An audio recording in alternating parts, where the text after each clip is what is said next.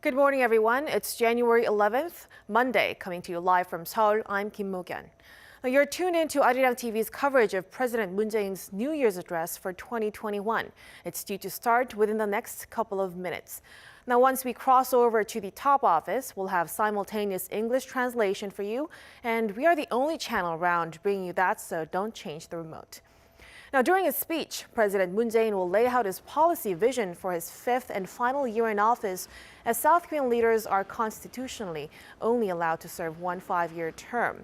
President Moon is expected to thank the public for coping during the government's efforts to protect both the safety of the citizens and the economy during the COVID-19 pandemic. Now, we are seeing President Moon Jae-in come down to the altar to bring his speech. Now, let's turn over to the Blue House.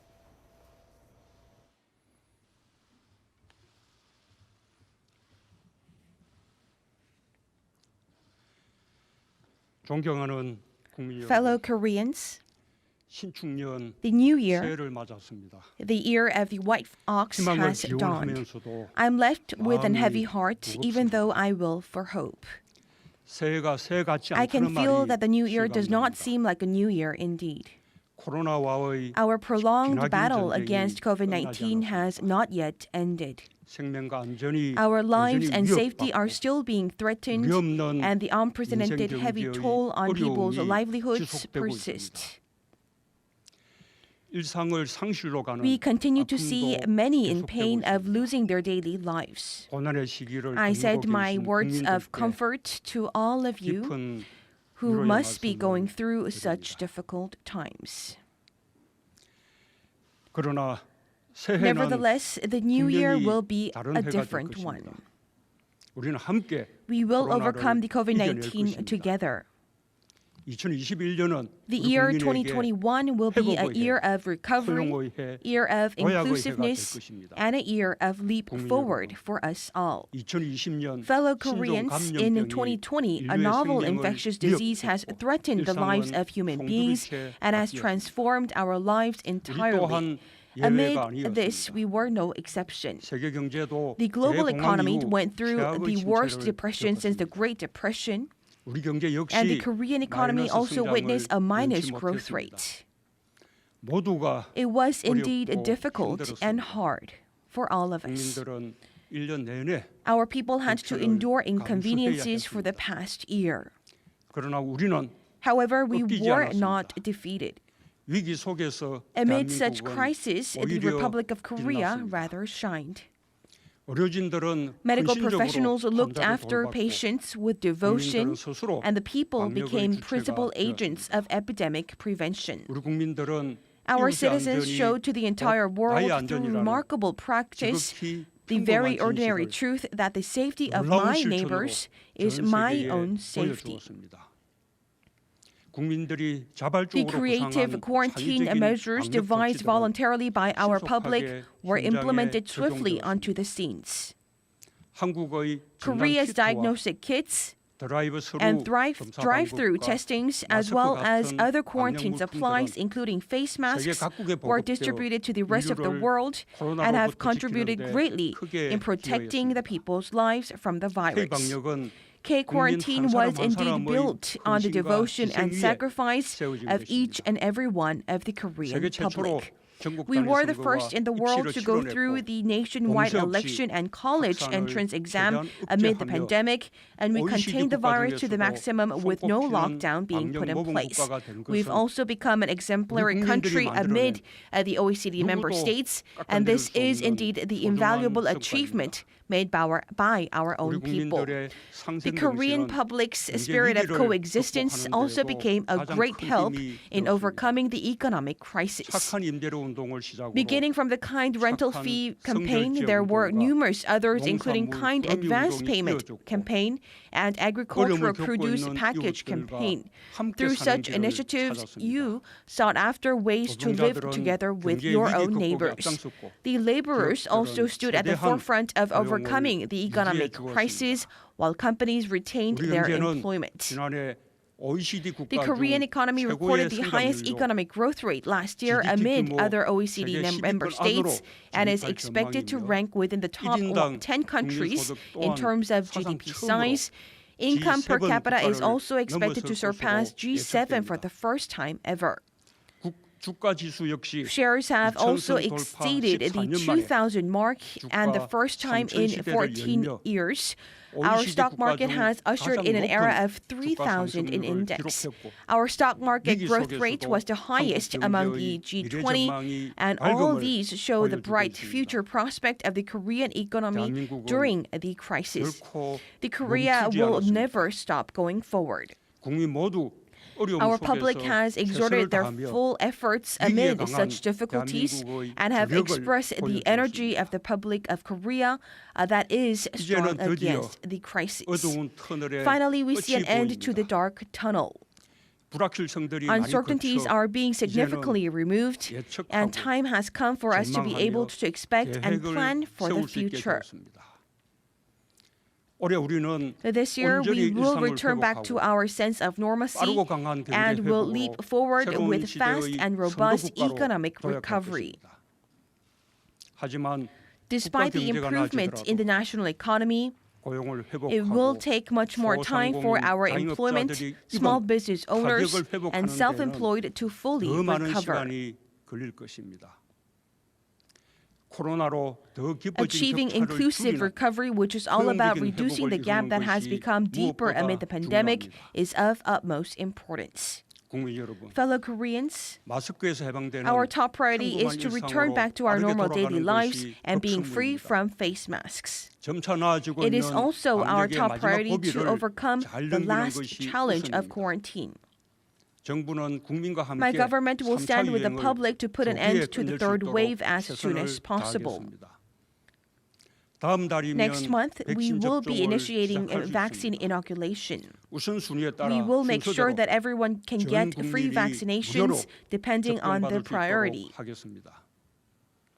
The treatment developed by Korean company is also under review.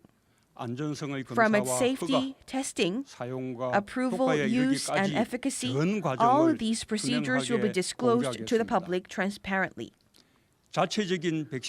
We will also continue to encourage the development of vaccines here in Korea. We will secure autonomy in vaccines and thus contribute in enabling the safety of our citizens and intensifying global public health cooperation. Our economy will also make robust recovery. It has already made a positive growth in 3Q last year. Also in December last year, our exports surpassed $50 billion for the first time in 2 years, and the all-time high for December as well.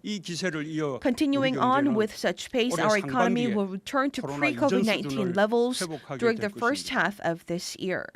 In terms of people's livelihoods, in order to support the businesses and people who have been damaged by the third wave, starting from today, some 2.8 million small business owners, self-employed, as well as 870,000 specially employed people and freelancers will be eligible to receive the third disaster relief fund. This may not be sufficient, but I sincerely hope that it can become the prime mover for the recovery of our people's livelihoods. My government will also exert our full effort to devise policies to help the recovery of our people's livelihoods.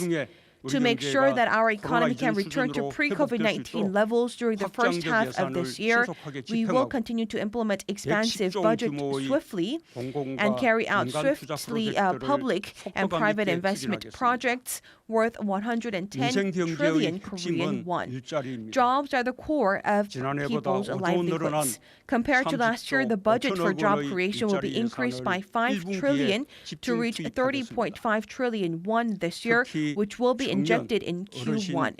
In particular, we will also help create over 1 million jobs for the vulnerable class, including the youths, senior citizens, and the handicapped. The employment safety net and the social safety net aimed at overcoming the crisis together will be intensified further. Starting from this year, the Public Employment Support Scheme, through which the youth and low-income job seekers can receive employment support services as well as cost of living allowances, will begin this month.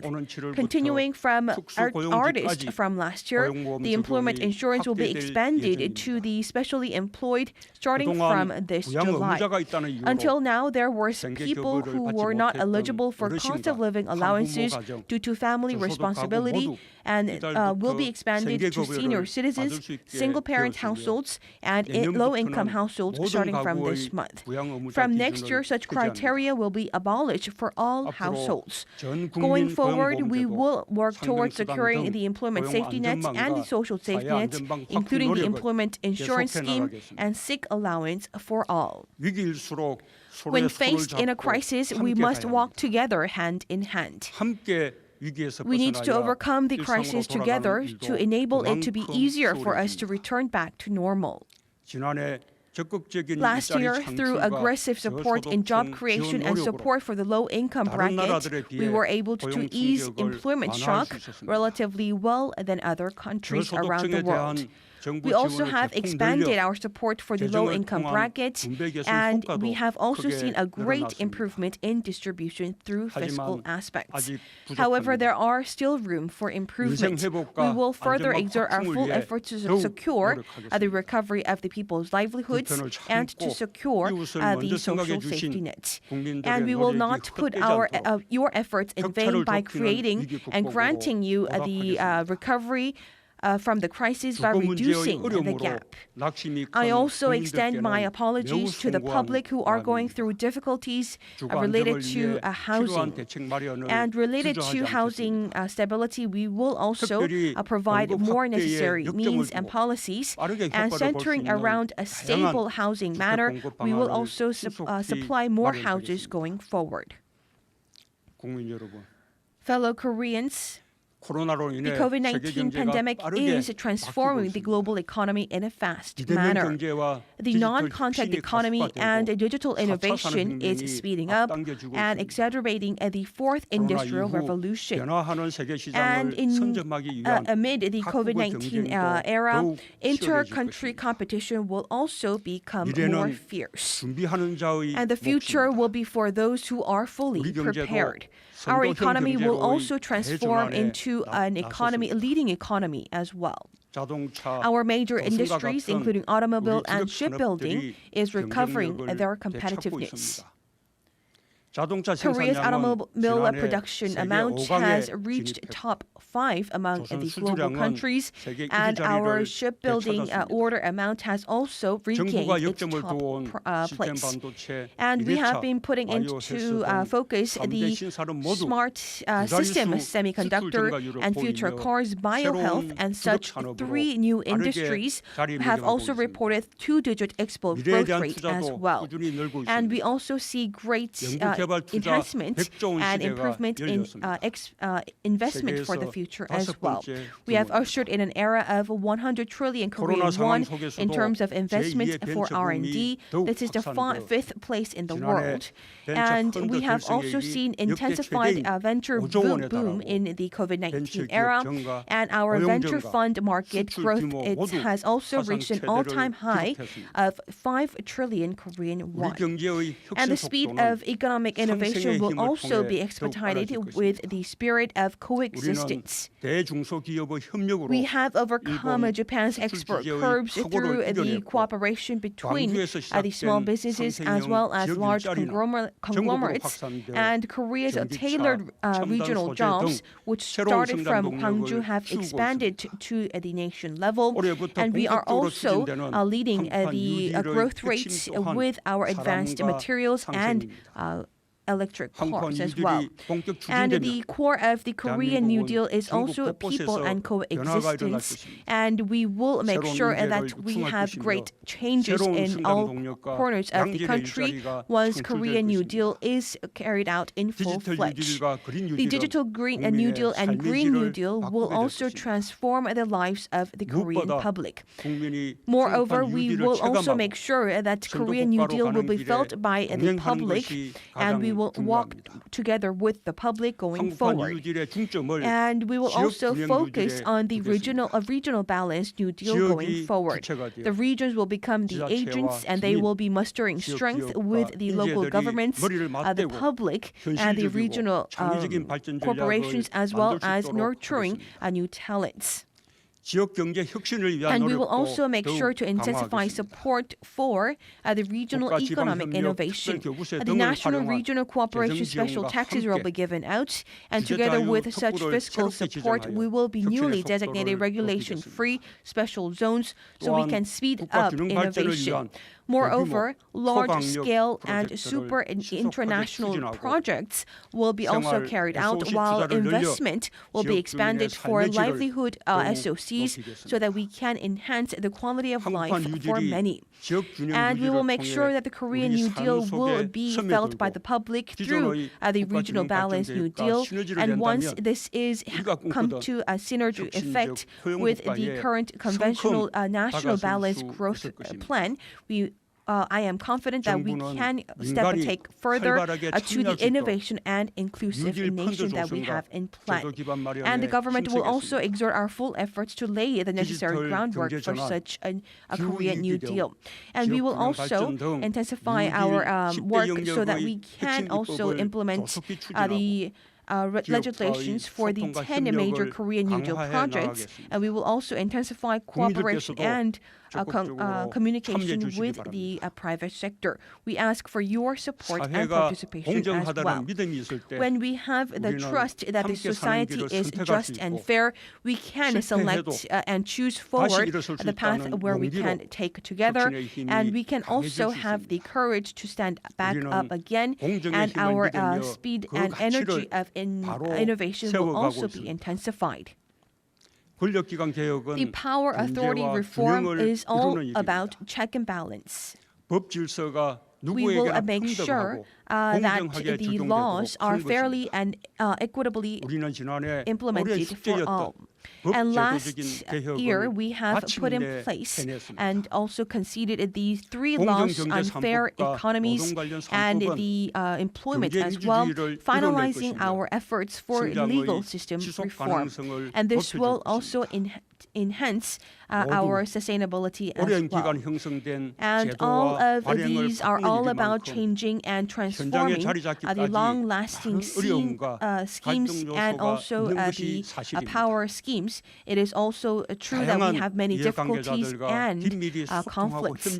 And we will also make sure that we solve this going forward through dialogue and cooperation with the many stakeholders. And we will also exert full efforts to overcome the educational gap amid the COVID-19 era, and also prevent the industrial disasters, and ban sexual crime and protect child abuse. And all of these demands that are newly demanded by the public will also be carried out in earnest.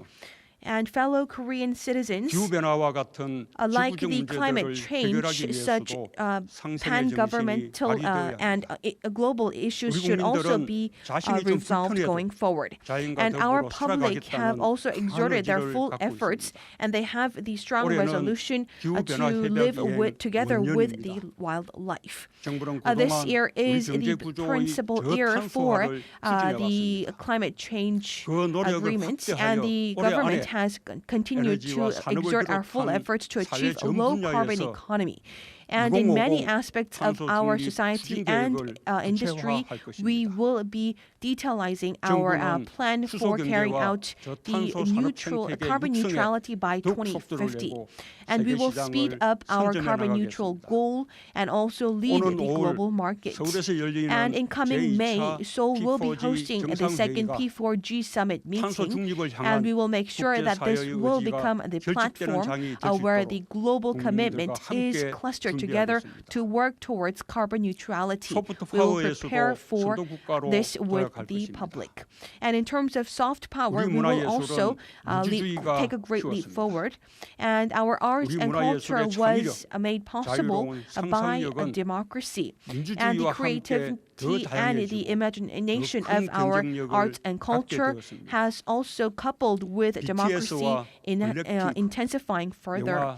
And BTS, Blackpink, as well as the movie Parasite, as well as other K-contents have attracted the international people and also is giving hope and happiness to many around the world. And my government will also provide necessary support for those in the cultural sector so that we can elevate our status as a strong power in terms of cultural aspects. And as for our sports athletes and leaders, will also become the K-contents who will be spreading the spirit of the Korea nationwide. Last year, continuing from Son Heung-min, Lee Hyun-jin, Kim Kwang-hyun, Ko Jin-young, these athletes as well as many others have granted a sense of hope and courage to our people as well as people of the global society. Now we have ushered in a new era where we go beyond the importance of medals, where we need to enjoy together. And the government will also exert our full efforts, and we will provide necessary support so that the professional sports people will also enjoy sports together with the rest of the public. The COVID-19 has forced upon us the importance of social distancing. However, we have shown, ironically, that the entire global community is interconnected. And Korea will continue to exert its full efforts to serve as a bridging country between these countries. Stemming from the RCEP, the Korea-Indonesia CEPA, as well as our FTAs with Philippines, Cambodia, and Uzbekistan, we will be expanding our cooperation and exchange with the new southern and new northern countries. And together with the investment and FTAs negotiated with China and Russia, we will be also accelerating our cooperation with the Mexico and other Asia-Pacific countries, as well as Brazil, Argentina as well. And we will also make sure that we continue to improve the relationship with Japan and Korea. And we will also exert our full efforts to show a high level of civil awareness and our determination to achieve carbon neutrality as well. And through such initiatives, we will become a responsible country in terms of soft power as well. Fellow Koreans, this year marks the 30th anniversary for the two countries to have signed into the UN.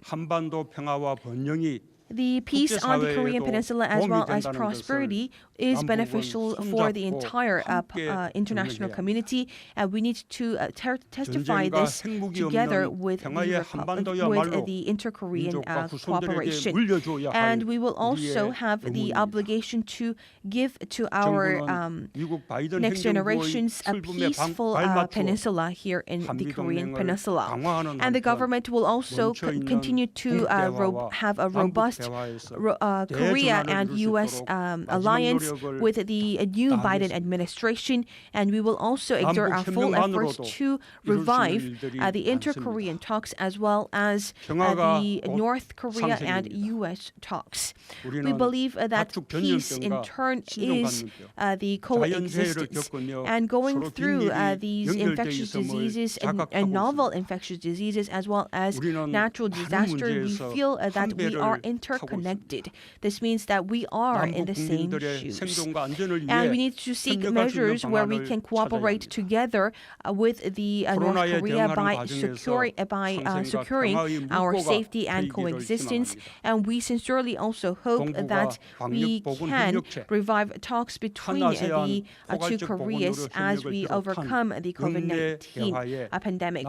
And we will also make sure that we can cooperate with the North Korea in many dialogue schemes as well. And overcoming infectious diseases as well as natural disasters, we will also expand the COVID-19 cooperation with the North Korea in many aspects. And once we expand our scope of cooperation, we can take a step forward towards reunification. And the crucial drive engine of the Korean Peninsula peace process is dialogue and coexistence. We need to be able to meet anywhere at any place, and we need to also be able to engage in non-face-to-face talks. And our resolve stands still. Up until now, all of the agreement, especially the agreement about having a no tolerance in war, and also securing the mutual security as well as mutual prosperity, and based on such three main principles, we will also make sure that these will be implemented, and we are confident that we can usher in a new era of peace and safety as well as a livelihood community between the two Koreas. Fellow Koreans, up until now, it has been easy for us to purchase face masks, and they were not regarded as a necessity. However, in the COVID-19 pandemic, the face masks has become a protective gear, and at the same time, it has become a beautiful supply to showcase a sense of consideration for others.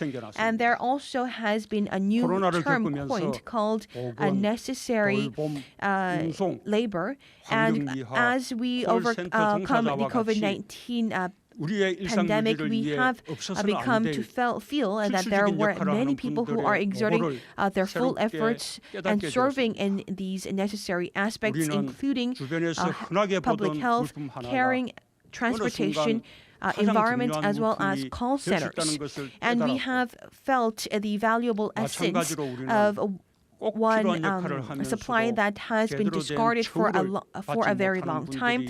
And we also felt that there were many who deserve to also be more rewarded than others. And up until now, throughout our battle against the COVID-19 pandemic during the past year, we have been able to look back on what is essential and crucial in our society. And we were able to embark and practice this together. And the goal in the 2021 is very clear. It is recovery and leap forward. And I would like to add inclusiveness as well. We need to return back to a sense of normalcy, and we need to recover our economy, and we also need to reduce the gap. The Korea discount era will become to an end. We need to usher in a new era where we can experience Korea premium era, and we will take a great leap forward. Last year was an year where we rediscovered the Republic of Korea, which is strong against a crisis. This year, 2021, will be a great year with recovery, inclusiveness, and a leap forward. Thank you very much. Now, that was the New Year's message from President Moon Jae-in. He outlined his administration's vision to bring back a degree of normalcy to people's lives once the worst of the pandemic is over, especially by providing free vaccinations to the public, and as well as his plans to transform South Korea into a leading nation in the world. On ties with North Korea, President Moon pointed out that since this year marks the 30th anniversary where the two Koreas joined the United Nations, it's now time for the two countries to work together in showing the world that peace and prosperity in the Korean Peninsula is crucial for the international community, and vowed to do his best to resume dialogue with the North. We will have more details on President Moon Jae-in's address during our next newscast at noon, Korea time. But before that, let's get to the rest of the day's news.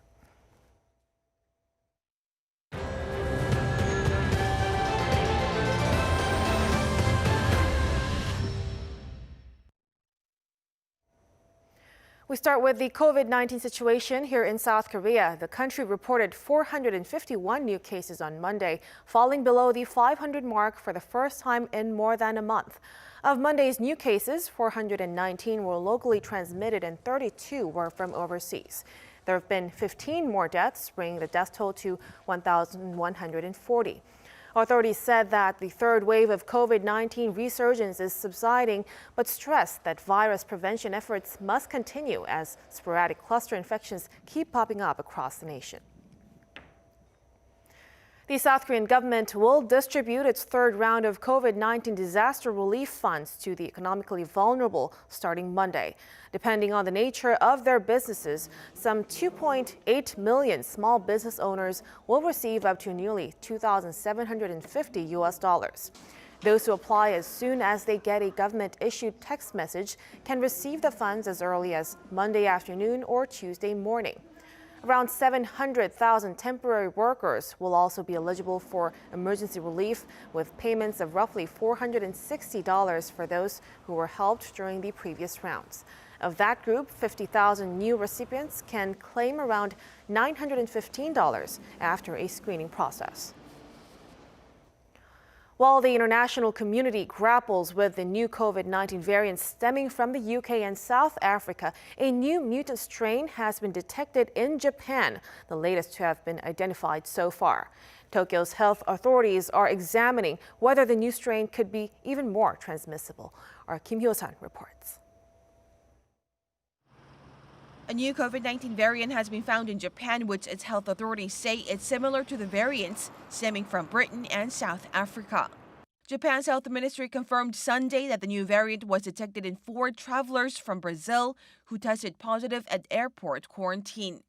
The Japanese National Institute of Infectious Diseases is currently conducting detailed analysis into the new strain, but explained there was no evidence right now to show that it's highly infectious.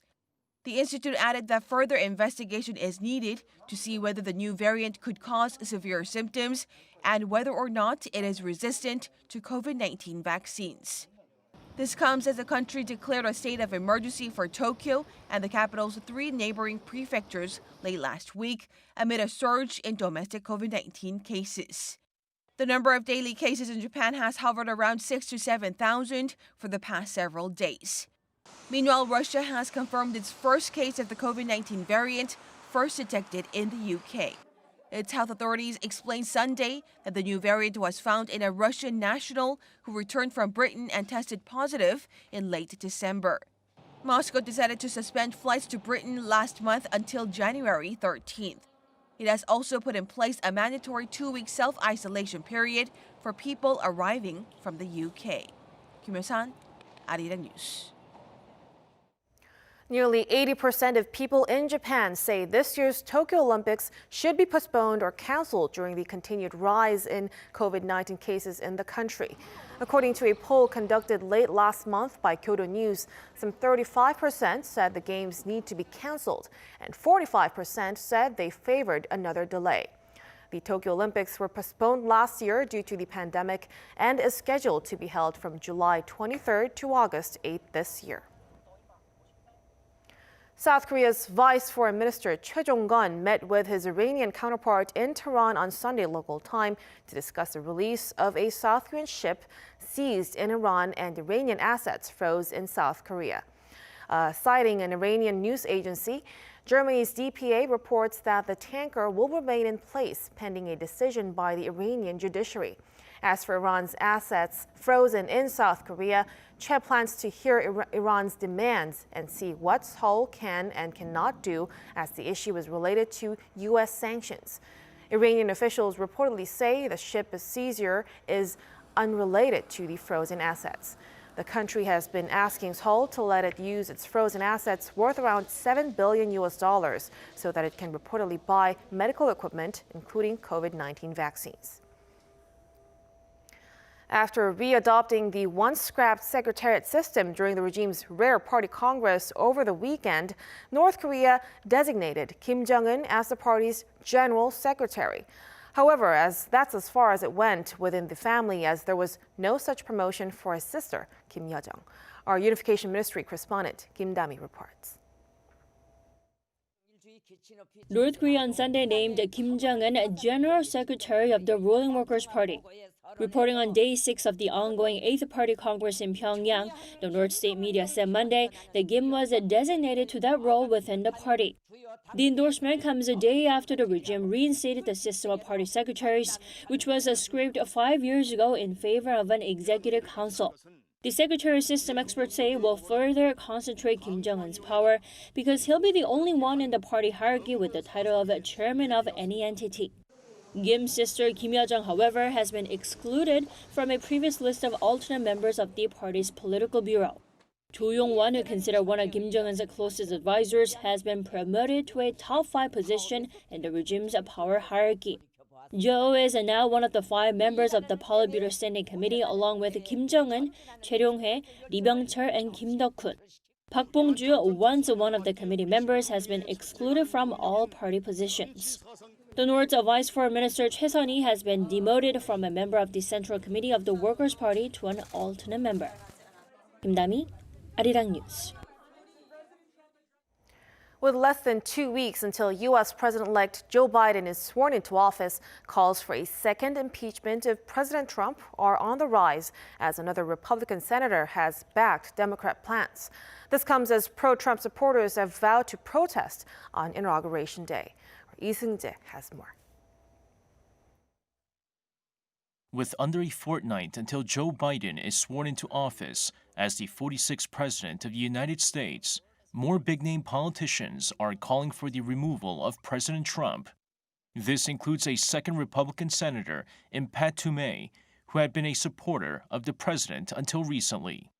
Appearing on several news shows on Sunday, he said there isn't enough time for an impeachment with only 10 days left in Trump's term, and added there does not appear to be a consensus to use the Constitution's 25th Amendment to strip Trump of his powers. Instead, he called on the president to resign. Toomey's call follows fellow Republican Senator Lisa Murkowski, who last Friday called on the president to resign immediately. GOP Senator Ben Sasse said he would definitely consider impeachment. Meanwhile, according to a source close to Vice President Mike Pence, Pence has not ruled out an effort to invoke the 25th Amendment. However, the source added there's some concern with Pence's team that there are risks to invoking the 25th Amendment or even impeachment, as the president could lash out. Trump and Pence have not spoken since the chaos at the U.S. Capitol.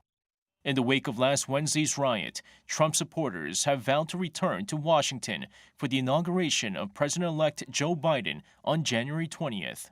President Trump says he will not attend Biden's inauguration ceremony, becoming the first incumbent president since Andrew Johnson to skip his successor's inauguration. Lee Seung-jae, Arirang News. The world's biggest tech show, the Consumer Electronics Show, is set to kick off online for the first time on Monday, Eastern Time. Smart home, digital health, 5G, autonomous driving, and AI tech are all expected to stir up a buzz at this year's event. Our Kim Jae-hee takes a look at what to look forward to at this year's CES. The first ever all-digital consumer electronics show will be held from Monday through Thursday Eastern Standard Time. Smart home and digital health are expected to dominate the CES this year, as spending trends have shifted to people's home life due to the COVID-19 pandemic. We will see obviously a great focus on healthcare technology, but also a focus on broadband and things you can do for your home, not only for your home office to make it better, but also everything in your home that has to do with technology. The number of companies participating this year has more than halved compared to last year, but South Korea is well represented with its number of firms outnumbering those from China. These include tech giants Samsung Electronics and LG Electronics, which will showcase their latest smart home devices, including their new TVs. The role of TV in consumers' homes has increased in the pandemic era. Mini LED backlight TVs are expected to be in the spotlight, and there will be fierce competition between Samsung and LG Electronics in terms of smart home appliances. On January 6, Samsung Electronics released its new Neo QLED TV. The Neo QLED is here to redefine what screens can do. What we want from our screens is a fully immersive experience. Samsung will also show off its smartphone Galaxy S21 series and bring back Neon, an artificial human project for a showcase at last year's CES. LG Electronics already previewed its new QLED mini LED TV last month and will also release its rollable phone, the LG Rollable. LG Display will showcase its transparent OLED panels. South Korea's GS Caltex, making its CES debut this year, will showcase the firm's drone delivery service. An expert also says the online CES is a good opportunity for small and mid-sized enterprises. The biggest advantage is increased accessibility for startups. Previously, attendees of the event had to choose which companies they would like to visit due to time constraints.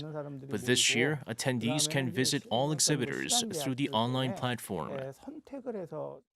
A total of 97 Korean startups are participating at this year's CES.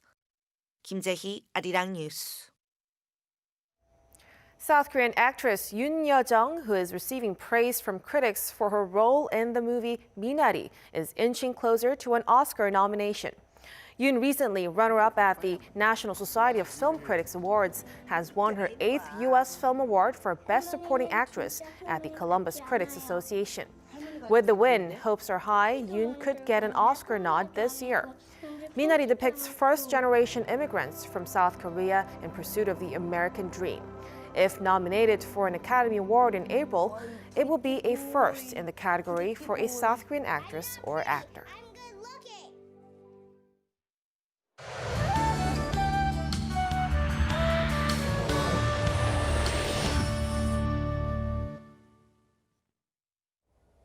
Good morning.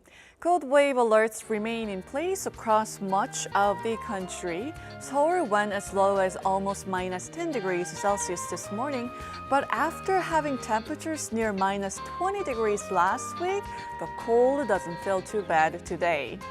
Meanwhile, the West Coast is dealing with heavy snowfall, but the East Coast has been under a dry weather warning for days now. Well, the West Coast and mountainous parts of Jeju, as well as Ulleungdo and Dokdo, have been seeing heavy snowfall, and more is on the way. So do expect another band of snow tonight into early tomorrow morning. The highs will rise fast though, but will stay below zero in central parts of the country. But hopefully lingering snow and ice on the sidewalks will melt today, and we'll have a fair amount of clouds across much of the country. As for the weather outlook, much more bearable temperatures are in store for this week. But Friday's wintry mix will bring another band of icy cold temperatures to the country this weekend and into early next week. That's Korea for you, and here's a look at the weather conditions around the world.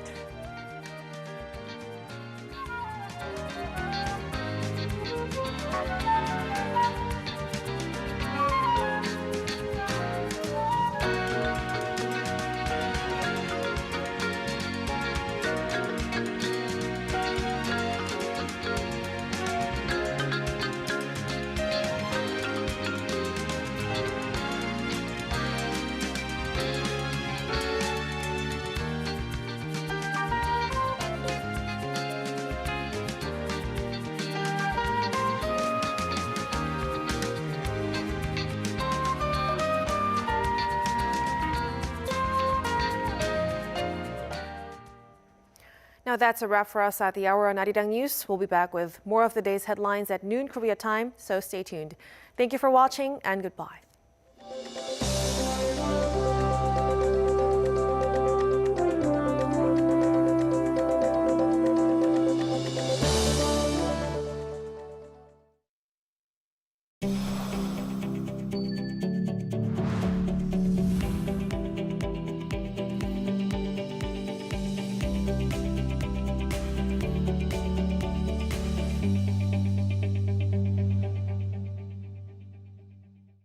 Last February, Daegu was ravaged by an explosion of COVID-19 cases. Now, as the